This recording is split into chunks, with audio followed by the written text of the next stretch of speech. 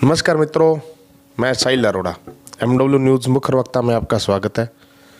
जैसे कि आप जानते हैं, हम रोज़ ही आपको इलाके के अलग अलग जनप्रतिनिधियों से रूबरू करवाते हैं। उसी क्रम में आज हमारी टीम पहुंची जल उपयोगिता संगम BK51 के अध्यक्ष रामेश्वर लाल घाट के पास। रामेश्वर लाल घाट पूरे इलाके में किसी भी पहचान के मोहताज नहीं है, क्योंकि हम जब पहले भी इस संगम में आए, आसपास के चक्कों में जाके पूछताछ की तो पता लगा भी चाहे वो अध्यक्ष हैं चाहे न है, किसान के बेटे हैं और किसानी खुद करते हैं और किसान की दुख दर्द और उसकी पीड़ा को समझते हैं। इसीलिए किसानी का कोई भी मुद्दा उसमें हमेशा ये अग्रणी भूमिका निभाते हैं। तो आज हमारे साथ मौजूद हैं, इनसे जानेंगे किस तरह चल रहा है इनका अध्यक्षी का कार्यकाल, जब ये अध्यक्ष बने तो किस तरह की समस्या इनके सामने आई और किस तरह उनका सामना किया जा रहा है।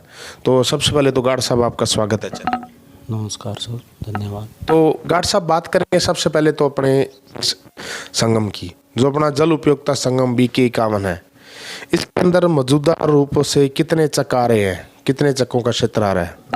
इसमें मेरे 9 चक्कों का अपने आ रहा है। मेरी रीच में 9 चक हैं, 17 MOD से लेके 24 MOD तक। और ये सभी सिंगल हैं या इसमें कोई A या B वाला है? इसमें 23 MOD A और B है। ठीक है। तो बात करें जैसे आपने इन सभी चक्कों की, इन चक्कों की इस वक्त मौजूदा हालात किस तरह से है? आप जब अध्यक्ष बने थे तो लगभग ये आपका पहला ही कार्यकाल है, तो पहले कार्यकाल में आपके लिए ये सब कुछ नया था, तो किस तरह आपने समस्याओं का सामना किया और क्या समस्याएं हैं अभी तक जो आपके सामने आ रही हैं? ऐसा है, कभी नक्कों की समस्या है और खाड़े की भी समस्या है। कई बार टूट जाता है, उनको जमींदारों को समझा के मैं अब तक किसी की वही शिकायत दोबारा मैंने विभाग में नहीं होने दी है। मैंने अपने स्तर पर यहाँ पे ही सुधारी किया, उसका फैसला किया। तो इन सभी चक्कों में बात करें मामले की, आबियाना वसूली के लिए आपने किस तरह का प्रयास किए गए और कितना बकाया आपके पास शेष है, और आपके जो कार्यकाल में 2.5 साल के कार्यकाल में कितना का आपने आबियाना वसूला जी? ऐसा है, मेरे पिछला अध्यक्ष था, वो 10-11 साल से उसने कोई भी मामला ही नहीं बनाया था। उसका मामला मैं बना के ले आया हूँ और मैंने हर जमींदार को यही कहा है, भाई जो उसका ब्याज है वो तो मेरे को लेना पड़ेगा।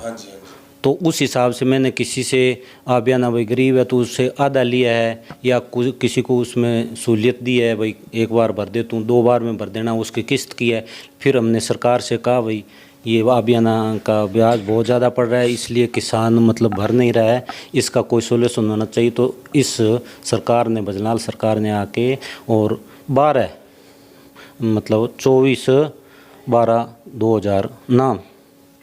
30/12/2004 तक आबियाना उनकी छूट दी गई है, ब्याज की छूट दी गई है। तो उसका फ़ायदा ज़मींदार उठाएं। तो अब पीछे तो अभी तक कुछ कम था, तो अब फसल आई है तो ज़मींदार भरेंगे, उसका फ़ायदा उठाएंगे। तो मेरा आबियाना काफ़ी पड़ा है, उसमें से मेरा 2 सालों में 20-21 लाख रुपए आया है। तो सब बात करें, जैसे अभी आपने बताया भी मुख्यमंत्री भजनलाल जी ने छूट दी है 30/12/2024 तक, तो ये छूट 2024 के साल की है, जो उससे पहले सालों की भी? जो पीछे का कोई भी बकाया है, चाहे तो 2001 से है, 2014 से है, 2020 से है, एक मुश्त भरने पर सारी आल टोटल उसका ब्याज माफ़ होगा। 2000 जितना मूल जिसका भी रहेगा उसका, हाँ, उसका मूल भरना पड़ेगा, ब्याज नहीं भरना पड़ेगा। तो देखा जाए तो एक तरह से जो भजनलाल सरकार ने एक अच्छी छूट दी है, अच्छी पहल की है। वो बहुत अच्छी पहल है। ऐसा है, ब्याज दुगना हो गया था। हाँ जी, हाँ जी। इसका 1000 रुपये आबियाना तो 1000 रुपये ब्याज था, तो ये ज़मींदार पर काफ़ी बोझ था, वो काफ़ी उससे सहूलियत मिली है। तो जब से ये हुआ है, तो कभी आपने इसके बारे में कोई, जैसे गांवों में अपने होका दरवाते हैं मंदिरों में या गुरुद्वारों में, इस तरह का कभी आपने कोई प्रयास किया? हाँ, मैंने अपने TC मेंबरों को सबको कह दिया है, भाई कोई बनवाना चाहता है और करवाना चाहता है। अब मेरा एक बार मामला मैं बनवा रहा हूँ इस फसल का, वो बन जाएगा तो वो साथ में लेके और मैं गांव में बुनियादी करवा के और ये पूरा करूँगा। तो बात करें साहब, आपके जो हिस्से में जितने भी चक्क आ रहे हैं, तो इन चक्कों में खिंचाई भराई का सिस्टम कैसे है और पानी के दिन रात कितने समय बाद चेंज है? वो साल बाद में चेंज होते हैं। हाँ, दिन रात 1 साल बाद में चेंज होते हैं। कईयों के तो है 15-4 महीने का, और किसी का 10वें महीने में। हाँ। और खिंचाई भराई का क्या सिस्टम है? खिंचाई भराई का ऐसा है, कोई मतलब ऐसा चलता है तो वो 6 साल के लिए है। 6 साल एक मरबा खिंचाई करेगा तो 6 साल दूसरा मरबा खिंचाई करेगा, उसका मतलब। और इन दोनों प्रक्रियाओं में जो आपके जो संगम क्षेत्र के काश्तकार हैं, किसान भाई हैं, वो आपको पूरा सहयोग कर रहे हैं? हाँ, वैसे वो सहयोग करे। कोई कई जगह है ऐसा विवाद तो मैं उनको बैठ के सलटाता हूँ, कैसे भी है, चाहे आधा उनको दे दूँ आधा उनको दे दूँ, किसी भी तरीके से वो भराई खिंचाई मैं पूरी सही कर रहा हूँ उनकी। तो अक्सर देखा जाता है अभी ये जो संगम अध्यक्ष का जो सर्जन किया गया था पोस्ट का, ये इसलिए था भी किसानों का जो समस्या है वो अध्यक्षीय स्तर पर ही, पंचायत स्तर पर ही सुलझाए। लेकिन जब से ये अध्यक्षीय के चुनाव है उसमें थोड़ा राजनीति ज़्यादा इन्वॉल्व होने लगी। तो जब से आप बने हो, आपके सामने कोई ऐसा विवाद आया जो आपने अपने स्तर पर सुलझाने का प्रयास किया? हाँ, ऐसा है। इसमें हमारे चक्कों में कई जगह ट्यूबवेल लगे हुए हैं, उनमें मतलब कईयों के ट्यूबवेल नहीं है, वो जाके एप्लीकेशन देते हैं भाई ये ट्यूबवेल बंद हो जाने चाहिए।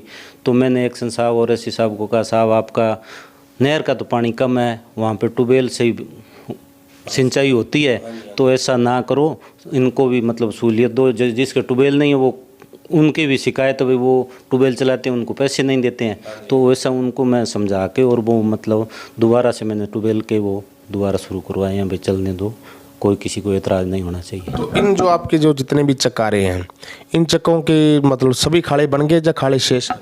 नहीं, सारे मतलब कुछ बने हुए हैं, वो तो नकारा है, पुराने हैं।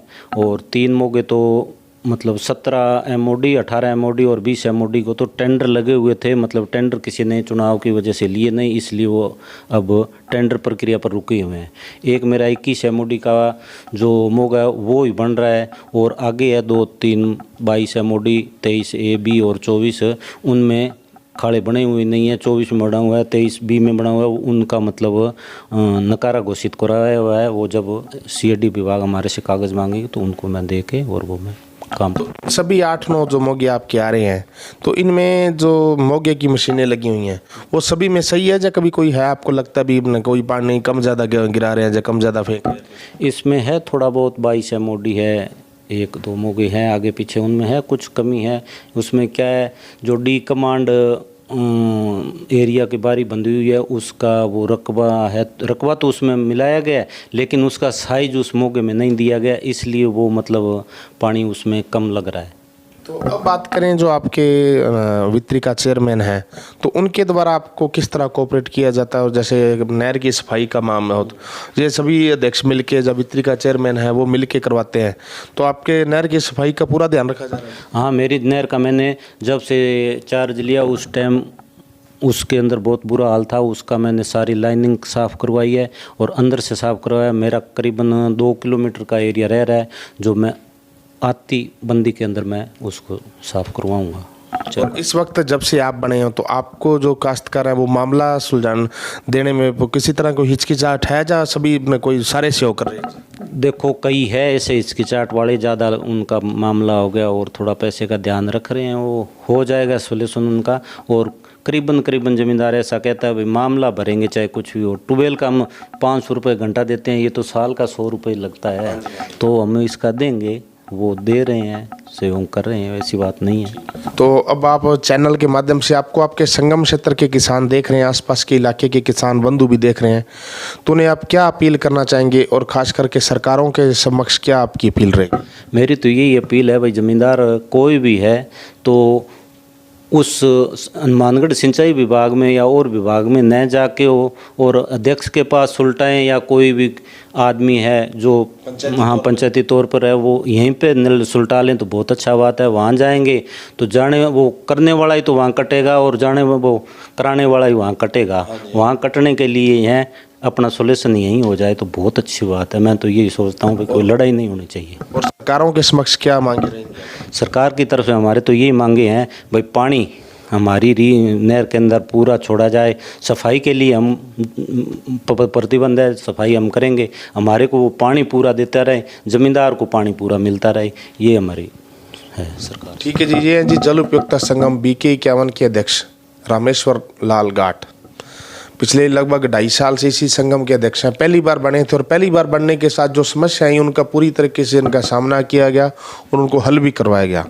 हम जब संगम क्षेत्र के किसानों से बातचीत की तो पता लगा भी किसी भी तरह का कोई भी विवाद था उसे अध्यक्ष स्तर पर ही सुलझाने का प्रयास किया, क्योंकि जो जितने भी ये चक हैं आपस में लगभग एक दूसरे की रिश्तेदारी में हैं।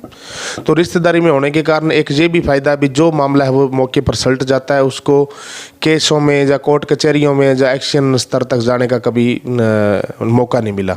और एक इस संगम की खास बात है अभी 3 योजना हो चुकी है, तीनों बार अध्यक्ष निर्विरोध चुने गए हैं, किसी भी तरह का कोई चुनाव नहीं हुआ, इसलिए बड़े ही शानदार ढंग से ये अध्यक्षी का कार्यकाल चल रहा है। चैनल के माध्यम से किसानों से अपील कर रहे हैं भी जो आपका मामला है उसे आप समय पर भरवाएं, क्योंकि जब अपने समय पर मामला भरवाते हैं तो अध्यक्ष भी आपका कोऑपरेट करता है और जो आप सब मामला भरते हैं उसी का शेयर बच के नहर के विकास पर, नहर की सफाई पर खर्च होता है। और सरकारों के समक्ष ये अनुरोध है भी जो पानी है पानी पूरा किया जाए। भाखड़ा में जो अभी पीछे से खबर सुनने को मिली कि भी डैमों में पानी का भराई पूरी नहीं हुई, इस कारण जो आगे का कटौती की जा रही है पानी, वो उस कटौती को पूरा किया जाए ताकि किसान समृद्ध जीवन जी सके और अपने किसानों पर जो निर्भर है वो निर्भरता उसी तरह बनी रहे। ठीक है जी, MW न्यूज़ में समय देने के लिए धन्यवाद।